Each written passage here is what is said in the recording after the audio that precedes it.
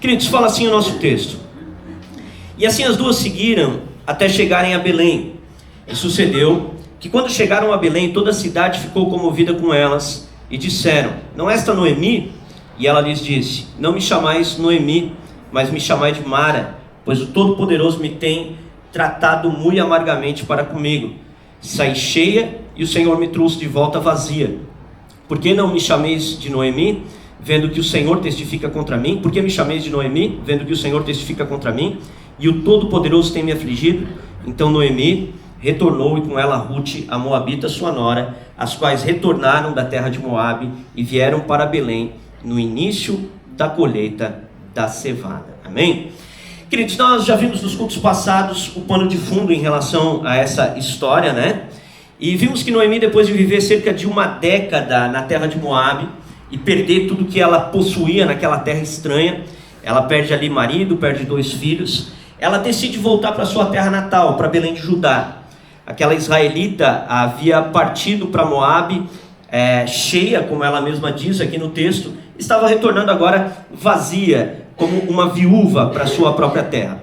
Ela retorna para a terra de Israel, movida por uma notícia que ela havia escutado em Moabe. A notícia que ela havia escutado em Moabe é de que Deus havia visitado novamente o seu povo, dando-lhes pão. Então ela havia saído da terra de Israel em um momento de escassez, havia uma fome afligindo a nação de Israel, e quando essa fome afligiu a nação de Israel, ela saiu juntamente com a sua família, e agora, mediante então a notícia de que Deus havia novamente visitado o seu povo, estava agora trazendo pão novamente para Israel, ela decide voltar. Ela, nesse retorno, ela quer voltar sozinha. Ela vai pedir para que as suas 2 noras, seus 2 filhos haviam casado em Moabe com 2 moabitas, Orfa e Rute, e ela vai pedir então para que as suas 2 noras não retornem com ela. Ela pede para que elas fiquem na terra de Moabe. Ela quer preservar elas ali daquele retorno, de voltar para Israel e tal. E ela é vitoriosa em relação a Orfa escuta aquilo que Noemi pede e fica na terra de Moabe. Mas Rute faz uma aliança com ela e decide voltar com ela para a terra de Israel. Essa aliança é uma aliança na qual ela diz agora que o povo de Noemi seria o povo dela, que a terra de Noemi seria a terra dela, que o Deus de Noemi seria o Deus dela. E tudo isso nós tratamos ali no culto passado, no culto retrasado, na verdade, quando a gente tratou ali os versos anteriores a esse, ok? E agora no nosso texto base, no texto que nós lemos, nós vamos ter o desfecho, a conclusão dessa jornada. Então nós vamos ter o momento em que essas mulheres chegam agora à terra de Israel. No verso 19, a gente vai ter a descrição de que elas percorrem aquele trajeto. A gente vai falar sobre isso daqui a pouco. É um trajeto longo, um trajeto perigoso, mas elas percorrem aquele trajeto e chegam então a Belém de Judá. E no verso 20 e no verso 21, a gente vai ver a reação que Noemi tem quando os seus conterrâneos, quando as pessoas que habitam em Belém de Judá reconhecem ela. Eles reconhecem que é Noemi, e aí a gente vai ver a reação dela em relação a esse reconhecimento. E no verso 22, a gente vai ver que elas chegam naquela terra em um tempo providencial. Elas chegam naquela terra no momento da colheita da cevada. Elas chegam com a graça de Deus sendo manifesta naquela terra, ok? Então, no verso 19, ele vai dizer assim, ó: assim as duas seguiram até chegarem a Belém. E sucedeu que quando chegaram a Belém, toda a cidade ficou comovida com elas e disseram: não é esta a Noemi? Então, esse versículo, gente, ele vai mostrar pra gente o cuidado de Deus na viagem daquelas 2 mulheres. Como nós vimos nos cultos passados, o trajeto que elas teriam que percorrer de Moabe até Belém de Judá era um trajeto de mais ou menos 80, 90 quilômetros. Era um trajeto em terra árida, haviam muitas montanhas, era um deserto. Então era um trajeto extremamente perigoso, difícil para 2 mulheres sozinhas percorrerem. Noemi já era de idade mais avançada, Rute ainda era uma moça mais nova, mas as 2 estão viajando agora rumo a Belém, sem uma comitiva, estão viajando rumo a Belém sem nenhum homem para protegê-las, e a gente percebe por esse versículo que elas chegam em segurança. O texto não nos fala nada a respeito de como essa jornada ela se deu, se a jornada foi difícil, não foi, se elas enfrentaram dificuldades, não enfrentaram, se elas enfrentaram perigos ou não, mas nós sabemos pelo trajeto que elas percorreriam que não seria uma jornada fácil, ok? Elas agora estão indo por uma jornada que é difícil.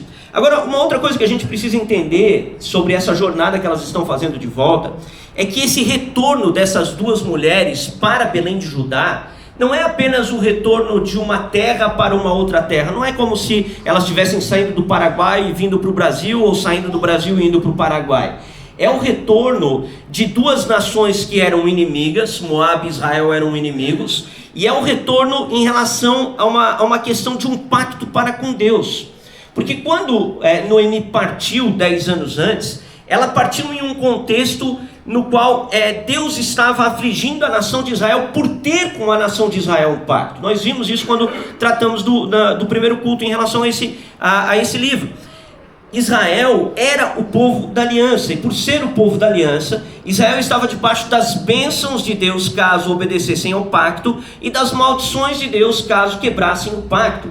Quando eles são chamados para ir para a terra de Israel, eles são chamados para ir para uma terra que mana leite e mel, é uma terra de prosperidade, é uma terra de abundância. Então não é normal que eles enfrentassem fome agora na terra da promessa, na terra da abundância. Essa fome é uma fome pactual, como nós vimos no primeiro culto que expusemos aqui. É uma fome porque Israel havia quebrado o pacto com Deus, e Deus havia afligido Israel então com fome. E essa família que estava lá em Belém de Judá, a família de Noemi, Elimeleque, seu marido, essa família, ela deveria ter recebido essa repreensão de Deus como um pai que castiga seus filhos, e não partido para uma terra estranha. Eles partiram para uma terra estranha, eles abandonaram o povo da aliança, eles abandonaram o Deus de Israel, eles abandonaram a terra do pacto. Então quando Noemi está retornando agora para a terra de Israel, isso é muito mais do que um retorno geográfico. É um retorno de uma mulher que está querendo voltar para o povo do pacto. É o retorno de uma mulher que está querendo voltar para o povo de Deus, voltar para a aliança. Quando nós temos Ruth vindo, a estrangeira vindo, isso é muito mais do que uma mulher fazendo ou percorrendo uma distância de 80 a 100 quilômetros para alcançar uma terra. Nós temos uma mulher que foi atraída pelo Deus de Israel, caminhando rumo à terra do pacto, rumo ao povo do pacto. Então esse retorno de Noemi e de Ruth não é apenas um retorno geográfico, mas é um retorno pactual. Eles estão voltando para o povo do pacto, no caso Noemi voltando para o povo do pacto, e Ruth está indo para se aliançar com o Deus que era o Deus da terra de Israel.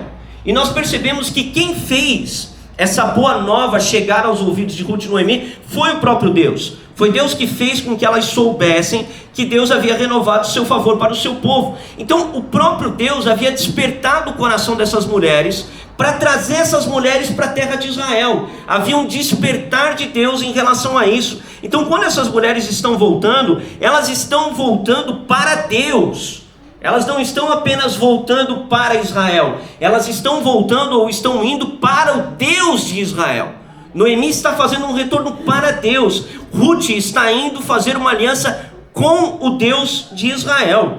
E é mediante esse cenário que nós temos a proteção divina na sua caminhada. É mediante esse cenário que nós vemos que Deus, que havia levado a mensagem até aquelas duas mulheres em Moabe, preserve essas duas mulheres agora no retorno até a sua terra, porque Deus sustenta aqueles que Ele mesmo chama, Deus sustenta aqueles que Ele mesmo leva a sua mensagem e convence em seus corações para virem para Ele. Há uma graça de Deus que é derramada para as pessoas que querem buscar a Deus, há um favor de Deus para as pessoas que querem caminhar em direção ao Deus do pacto. A gente pode trazer essa aplicação para as nossas vidas, porque é mediante a providência divina que nós fomos conduzidos para Deus. Nós também recebemos uma boa nova, e foi mediante a providência divina que nós somos capacitados para ir até a presença de Deus. Abre comigo João capítulo 6, verso 37, por favor.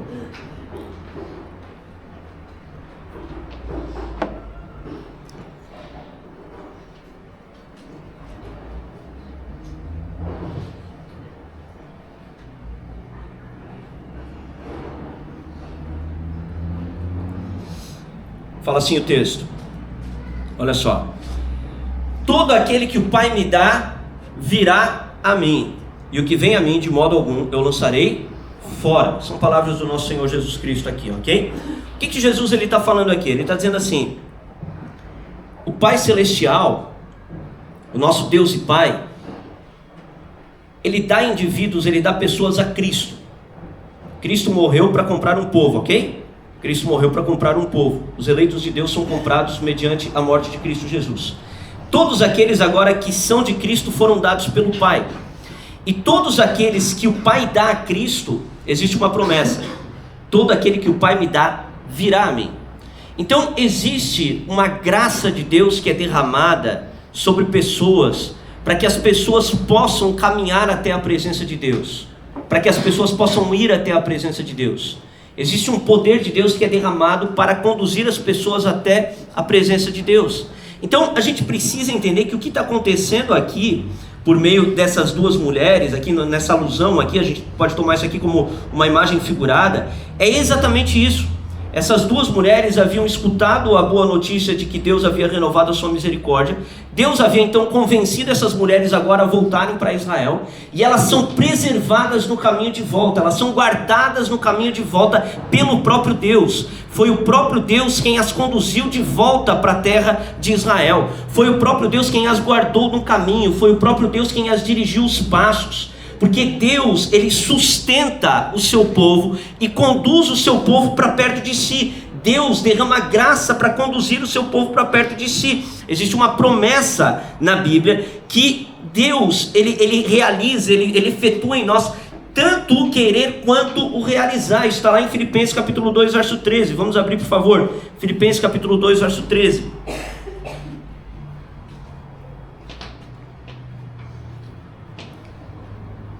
Poxa, que rápido.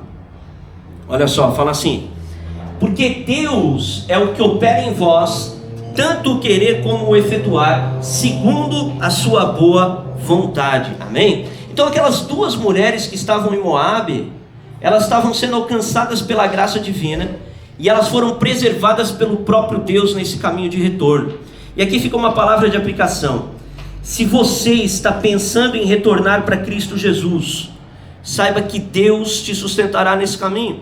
Se você se afastou de Israel e foi para Moabe, saiba que existe graça de Deus derramada para que você seja sustentado por esse caminho de retorno. Ou uma segunda aplicação: se você está querendo ir para Cristo Jesus, se você é como Ruth, que ouviu falar do Deus de Israel, está agora admirada com o Deus de Israel e quer correr para a presença do Deus de Israel, saiba que existe graça de Deus derramada para que você possa ir até esse Deus. Deus derrama graça para que você possa correr em direção a Ele. O caminho pode ser tortuoso, o caminho pode ser difícil, pode envolver desertos, mas Deus sustenta o seu povo. Deus conduz o seu povo de volta para si mesmo, ok? Então esse é o primeiro ponto aqui do nosso sermão. Agora no verso 20 e 21, a gente vai ter Noemi agora dando uma resposta às pessoas que reconhecem ela quando ela chega em Israel. Olha só, verso 20 e 21. E ela lhes disse: não me chameis de Noemi, mas me chamai de Mara, pois o Todo-Poderoso me tem tratado muito amargamente para comigo. Saí cheia, e o Senhor me trouxe de volta para a casa vazia. Por que então me chamais de Noemi, vendo que o Senhor testifica contra mim? O Todo-Poderoso me tem afligido. Então, quando Noemi chega agora na terra de Israel, sustentada pelo próprio Deus, Deus havia sustentado ela, Noemi chega uma mulher amargurada. Noemi havia perdido seu marido e seus 2 filhos em Moabe. A vida de Noemi não era uma vida fácil, a situação de Noemi não era uma situação fácil. E quando ela chega na terra de Israel, as pessoas reconhecem ela, depois de uma década, passaram 10 anos, ok? Depois de uma década as pessoas reconhecem ela: olha, Noemi está de volta aqui. E Noemi então, quando percebe que as pessoas a reconhecem, ela faz um trocadilho de palavras ali para expressar a sua situação. Ela fala assim: não me chamei de Noemi, mas me chamai de Mara. A palavra Noemi, ela significa agradável ou doce. Mara significa amarga. Então a Noemi, ela está olhando agora por meio desse trocadilho, por meio dessa troca de palavras, ela está olhando para o povo e está dizendo: por que vocês estão me chamando pelo meu nome Noemi? Eu não sou mais uma mulher doce, não sou mais uma mulher agradável. A vida tem sido dura para mim e eu me tornei então uma mulher amarga. A minha vida está amarga. Então Noemi aqui agora, ela apresenta a condição da sua alma para aquelas pessoas. a sua alma estava machucada. E Noemi, então, ela faz algumas... Ela reconhece algumas coisas que são verdade e mentira. A fala de Noemi aqui é complicada porque ela tem verdade e erro misturada, né? Primeiro, o que vai acontecer aqui é que Noemi vai reconhecer, em primeiro lugar, a soberania de Deus, né? Ela vai dizer o seguinte, né? Ela vai dizer que o motivo dela estar amarga agora é porque o Todo-Poderoso a tem tratado muito amargamente, né?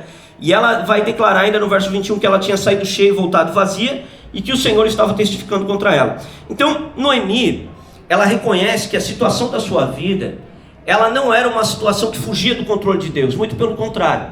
Ela não exclui Deus da condição que ela está vivendo. Ela percebe que Deus estava envolvido em tudo aquilo que havia acontecido na vida dela. As tragédias haviam acometido, ela tinha perdido seu marido, tinha perdido seus 2 filhos, e ela diz: o Todo-Poderoso me tem tratado muito amargamente, o próprio Deus me tem tratado muito amargamente. Isso aqui é um ponto que Noemi está correta. Nós não podemos ignorar a soberania de Deus quando a nossa vida está difícil. A gente não pode ignorar a soberania de Deus nos momentos difíceis da vida. Não era apenas o acaso que havia afligido Noemi, não era apenas a sorte que havia afligido Noemi, não era apenas essas circunstâncias que haviam alcançado Noemi. Noemi entendia que ela estava debaixo de um Deus que governa todas as coisas, o Criador do céu e da terra. E aquelas coisas não teriam acontecido sem a permissão divina, aquelas coisas não teriam acontecido sem o próprio decreto imutável de Deus. Então ela reconhece que Deus estava envolvido naqueles fatos. E aqui Noemi está correta, ela reconhece a soberania de Deus. Só que existe um problema aqui no coração de Noemi, porque ela reconhece a soberania de Deus, mas ela reconhece a soberania de Deus ignorando a responsabilidade humana. Noemi comete um erro aqui. Qual é o erro? Ela enxerga Deus na circunstância, ela percebe que a vida dela estava complicada, que ela tinha sido afligida, ela enxerga que Deus estava envolvido naqueles fatos, mas ela não reconhece os atos que ela havia cometido, ou que seus filhos haviam cometido, ou que seu marido haviam cometido, que podem ter contribuído para que isso ocorresse. Então Noemi aqui, ela está cega pela dor, e ao ser cega pela dor, ela está culpando a Deus por tudo aquilo que havia acontecido. É o Senhor Deus que me tem tratado muito amargamente, é Deus quem tem me afligido. Então ela coloca toda a culpa da circunstância que ela estava vivendo em Deus. Ela está culpando o Senhor. E aqui a gente tem um reflexo, gente, da alma dos homens. Os homens, quando estão sofrendo, eles tendem a exaltar a soberania divina e a minimizar a responsabilidade humana. Como nós vimos aqui, Noemi havia quebrado o pacto, ela havia partido para a terra de Moabe, junto com sua família. Eles haviam sim desobedecido mandamentos, mas ela em nenhum momento leva em consideração suas próprias atitudes em relação à circunstância que ela está vivendo. E esse é um erro que os homens cometem quando passam pela dor, gente. Quando as pessoas passam pela dor, elas dificilmente reconhecem suas atitudes que as trouxeram a esse lugar. Dificilmente as pessoas reconhecem que contribuíram para essa situação que estão vivendo. Elas tendem a culpar a Deus, tendem a culpar a homens, tendem a culpar um terceiro, mas elas dificilmente conseguem reconhecer aquilo que elas mesmas fizeram que contribuiu para que elas estivessem nesse lugar. Então isso é um diagnóstico da alma humana. A alma humana, quando sofre, quando sente dor, ela tende a entrar num estado de vitimismo, de se colocar como se fosse uma pessoa extremamente justa e que está sendo afligida injustamente. O problema de Noemi aqui é se enxergar demasiadamente justa. Noemi está achando que Deus está sendo injusto com ela. Não, tudo que eu estou vivendo é injustiça. E eu não estou aqui ignorando a dor de Noemi, gente. A situação de Noemi era terrível. Ela estava enlutada. Ela havia sofrido muito, ela estava sofrendo muito. Mas ela em momento nenhum para fazer um cálculo de que ela contribuiu para esse sofrimento. De que eles também tiveram parte nesse sofrimento. E aqui fica uma aplicação para a gente. Será que nós não temos parte em grande parte dos sofrimentos da nossa vida? Será que grande parte dos sofrimentos da nossa vida não se dão por causa de escolhas erradas que nós mesmos fizemos no decorrer da nossa história? Será que nós não temos a mesma tendência de Noemi aqui, de quando estarmos sofrendo, ou quando estamos sofrendo, nos vermos demasiadamente justos e acharmos que a vida está sendo injusta com nós? Não, a vida é muito injusta para comigo. Essa é a sensação daquele homem que sofre, ou da mulher que sofre. Não, Eu sou uma pessoa justa, essas coisas só acontecem comigo. Isso aqui, eu não merecia estar passando por isso. Aquela situação onde você se coloca como uma vítima. Noemi está aqui olhando e está dizendo: Deus está sendo injusto comigo. Ele está sendo injusto, mas será que Deus é injusto, gente? Será que Deus é injusto?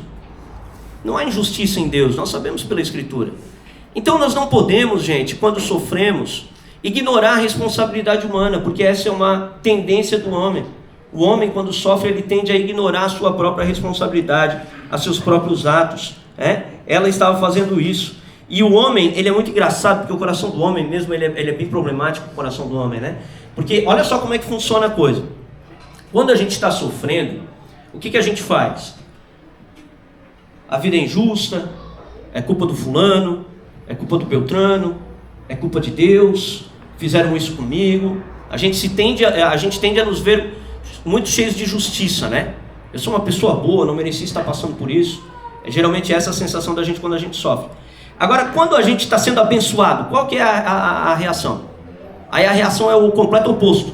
A gente ignora completamente os outros, ignora Deus e diz assim: não, isso é fruto do meu trabalho. Estou sendo abençoado porque eu sou um cara bom. Estou sendo abençoado porque eu fiz as coisas, eu fiz acontecer. Então essa é a tendência da alma do homem. Quando está sendo abençoado, ele exalta a responsabilidade humana, daí ele ignora a soberania divina. Não, Deus não tem nada a ver com isso. Isso aqui é fruto do meu esforço, é fruto do meu mérito, é fruto do meu trabalho. Sou eu que sou um bom administrador, sou eu que faço as coisas certas, sou eu que sou uma boa pessoa, só estou colhendo aquilo que eu plantei. Então o homem tende a enxergar ali ele como sendo uma pessoa excelente, tudo que ele está vivendo de bom, então é fruto da sua excelência. E como ele se vê como uma pessoa excelente, quando ele está vivendo alguma coisa ruim, não, é culpa dos outros, a culpa é de Deus. Então essa é a natureza humana. A gente precisa aprender a equilibrar a responsabilidade humana e soberania divina. Nenhum ato é totalmente ato de Deus, digamos assim. O homem, ele participa da salvação, ele participa de todas as coisas. Deus atribui ou trabalha na terra por meio dos homens. Então, Deus executa atos milagrosos, que aí esses são realmente da parte do Senhor. Mas quando envolve a vida dos homens, nós somos participantes daquilo que Deus está realizando. Então nós, quando estamos sofrendo porque também pecamos, erramos, vacilamos, nós também cometemos os nossos erros. Então a gente precisa aprender a equilibrar essa doutrina da soberania e da responsabilidade. Se nós estamos colhendo frutos bons, é porque nós plantamos, mas é porque Deus enviou a chuva, porque temos uma colheita vinda da parte do Senhor, porque Deus foi misericordioso conosco, porque Deus agiu na nossa vida. Nós precisamos atribuir a bondade de Deus, os frutos bons da nossa vida, a graça e a bondade de Deus, assim como precisamos reconhecer quando estamos colhendo coisas ruins, que também temos participação nisso. Então existe um problema na alma do homem em relação a isso. Quando sofremos, atribuímos tudo a Deus ou ao outro. Quando estamos colhendo coisas boas, atribuímos tudo a nós mesmos. Isso é um problema da alma do ser humano, amém? A gente precisa aprender a ter essas coisas bem equilibradas, ok? E é muito interessante ainda porque Noemi aqui, por causa do sofrimento, ela acaba se tornando uma mulher um pouco injusta em relação a algumas coisas. Porque olha só o que ela vai falar. Ela fala assim, ó: eu saí cheia e o Senhor me trouxe de volta vazia. Vamos lá, gente. Noemi estava sofrendo muito. Nós precisamos sempre compreender a situação de Noemi. Era uma dor imensa e intensa. Ela havia perdido o marido e havia perdido filhos. Agora deixa eu te fazer uma pergunta. Ela tinha retornado sozinha? Não. Ruth, a moabita, fez uma aliança com ela.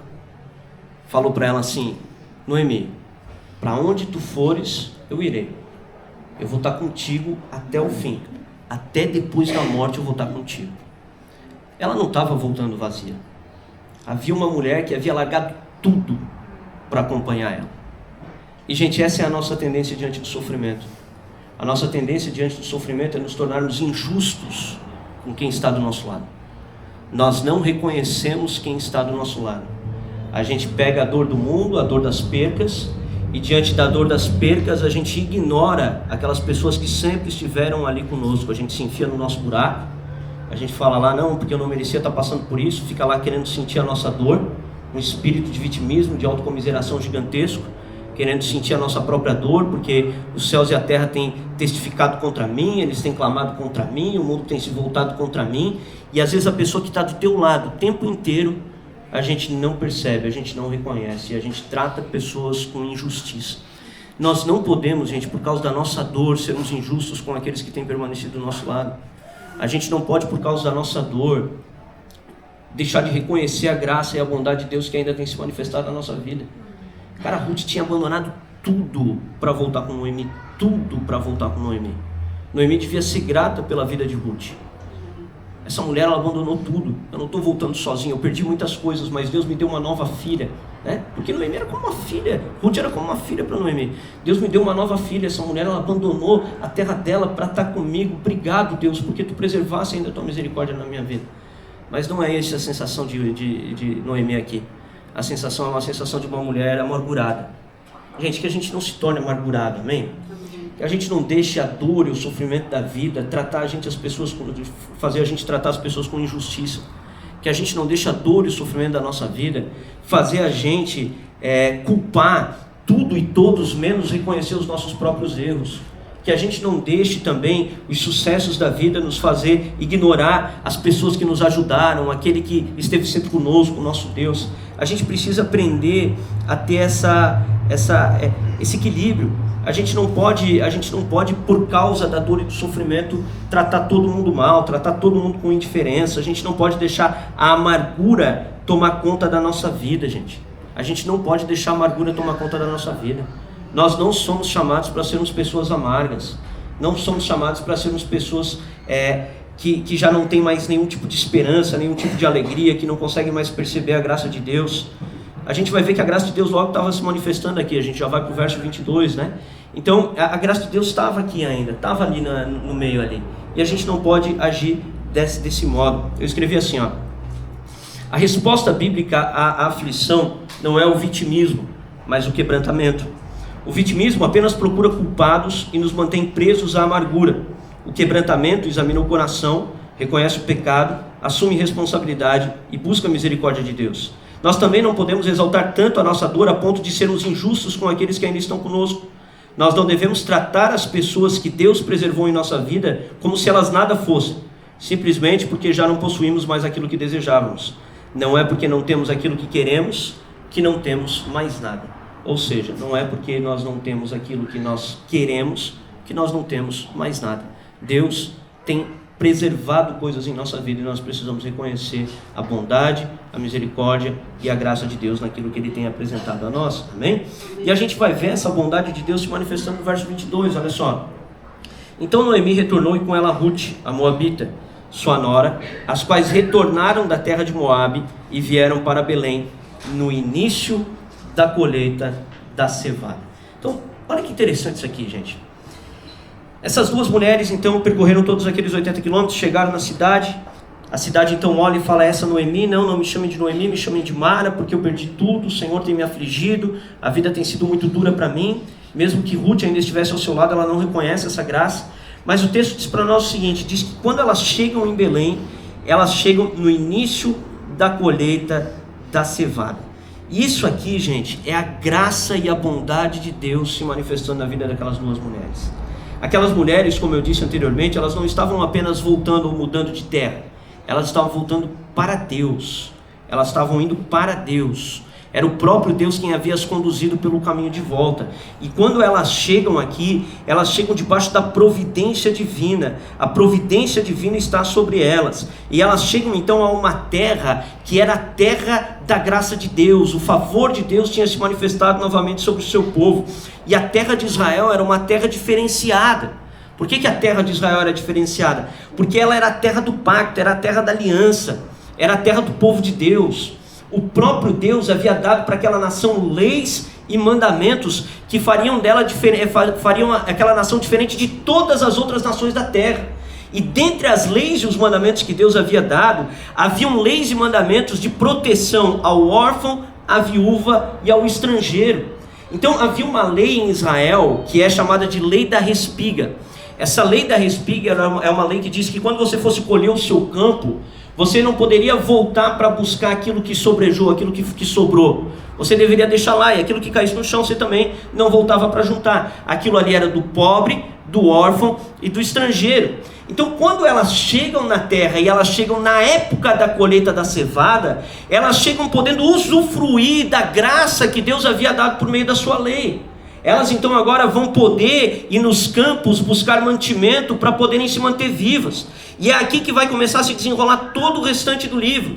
Toda a história do restante do livro vai se desenrolar aqui, porque é no campo que Ruth vai conhecer Boaz, é no campo que depois ela vai se casar com ele, é diante dessa graça e dessa misericórdia de Deus que tu vai começar a ter uma retomada da vida dessas mulheres, uma restauração da vida dessas mulheres. Essas mulheres agora vão ser restauradas por Deus. É aqui agora que aquela mulher amargurada se tornaria doce novamente lá na frente. É aqui que Deus mudaria o nome de Noemi novamente para o seu nome original. Não seria mais Mara, mas seria novamente Noemi. Por quê? Porque ela está chegando na época da colheita da cevada. E essa colheita da cevada, ela se dava na primeira colheita do ano, que acontecia mais ou menos ali em abril, e estava relacionada à festa da Páscoa. Então ela chega em Israel numa época de grande festividade e numa época de cuidado aos pobres, porque nas festas você tinha todo um cuidado sendo manifesto aos pobres. Então olha a providência divina, gente. Olha a graça de Deus. Tinha época melhor para essas mulheres chegarem? Não tinha. Aqui sim é soberania de Deus. Aqui sim é graça de Deus. Aqui é Deus se mostrando favorável a elas novamente. Deus está mostrando para Noemi que ele não era tão contra ela assim como ela achava que ele era. Porque ela diz: o Senhor tem me afligido, Ele tem sido contra mim. Ele está mostrando: será que eu sou tão contra ti assim, Noemi? Não preservei para ti Ruth? Não te trouxe na época da colheita da cevada? Será que eu não te amo mesmo, Noemi? Será que eu te odeio tanto assim, Noemi? Ou será que eu te amo? Será que a minha graça está sobre a tua vida? Então a graça de Deus começa a se desenrolar, começa a se manifestar aqui. Essas mulheres vão usufruir agora dos mandamentos de Deus, da lei de Deus, e elas vão agora poder ter acesso a mantimento, a alimento. A gente vai ver no resto do livro, e aí eu não vou dar spoiler, vou deixar para acontecer no resto do livro, né? Mas a gente vai ver toda a graça de Deus ali fazendo com que Ruth se case, toda a vida de Noemi sendo restaurada. Então, retornar para Deus é retornar para a misericórdia. Retornar para o povo do pacto é retornar para debaixo da graça do Senhor. Quando essas duas mulheres estão indo para Israel, é para isso que elas estão indo para debaixo das mãos do Deus Todo-Poderoso, para debaixo das mãos de um Deus que é favorável àqueles que são do seu povo, de um Deus que ama os seus eleitos, que ama o seu povo, que ama a sua igreja, que ama, aqui nesse caso, Ruth, Noemi, de um Deus que realmente manifesta misericórdia, de um Deus que realmente manifesta graça. E eu queria que a gente parasse para fazer uma autoanálise sobre a nossa vida. Será que a gente só tem recebido aflição da parte de Deus? Ou será que Deus não tem manifestado graça também sobre nós? Será que Deus não tem dado para nós Ruths ao nosso lado? Não existe alguém do teu lado, não tem uma pessoa do teu lado, não tem ninguém que está contigo. Gente, como a gente tem a tendência de tratar aqueles que estão do nosso lado da maneira mais injusta possível. Como a gente tem a tendência de ignorar aqueles que estão sempre com a gente. A gente precisa se arrepender em relação a isso. A gente não pode tratar com desprezo as pessoas que estão sempre com a gente. A gente não pode olhar para Deus e culpar Deus por todas as circunstâncias que a gente está vivendo, sendo que nós temos parte na nossa vida. Nós também plantamos, nós também colhemos. Muitas das adversidades que estamos vivendo foram escolhas nossas. Existe Deus na sua soberania, obviamente que existe, mas também temos colhido aquilo que temos plantado. Mas mesmo assim Deus tem preservado misericórdia. Mesmo assim Deus tem preservado graça, Deus tem preservado sua bondade. Ruth estava ao lado de Noemi, a colheita da cevada estava ali, elas teriam um alimento, né? Então a gente precisa olhar para esse cenário, a gente precisa olhar para tudo isso, para que a gente não venha repetir os mesmos erros que Noemi está repetindo aqui. E também oro para que o Senhor cure Noemi aqui nessa manhã, para que o Senhor ele possa restaurar pessoas talvez amarguradas, pessoas que estão descontentes com a vida. Talvez você esteja como Noemi dizendo: nada dá certo para mim, a vida tem sido um peso para mim, é só aflição na minha vida, é só dor na minha vida. Eu oro para que o Senhor te restaure, para que Ele mostre para ti que existe ainda algumas Ruths ao teu lado, para que Ele mostre para ti que ainda existe graça dele sendo derramada, até que o Senhor tem te sustentado, tem te ajudado, o pão não tem faltado na tua casa. A graça de Deus ela tem se manifestado sobre a nossa vida. Nós precisamos aprender a reconhecer a graça divina. Nós precisamos aprender a reconhecer a bondade de Deus. Deus é gracioso, Deus é bondoso. E Deus restaura mulheres amarguradas. Deus restaura pessoas amarguradas. Transforma Maras em Noemias de novo. Transforma esse tipo de pessoa. Deus tem poder para isso. Então, gente, para a gente poder concluir aqui, né? Ainda que a gente tenha ido para lugares longínquos, a providência divina ela tem poder para nos trazer de volta para a casa do pão. Belém era a casa do pão. Então, caso você tenha se afastado, caso você tenha andado ou ido para lugares longes da presença de Deus, eu quero te dizer que a providência divina tem poder para te trazer de volta para a casa do pão.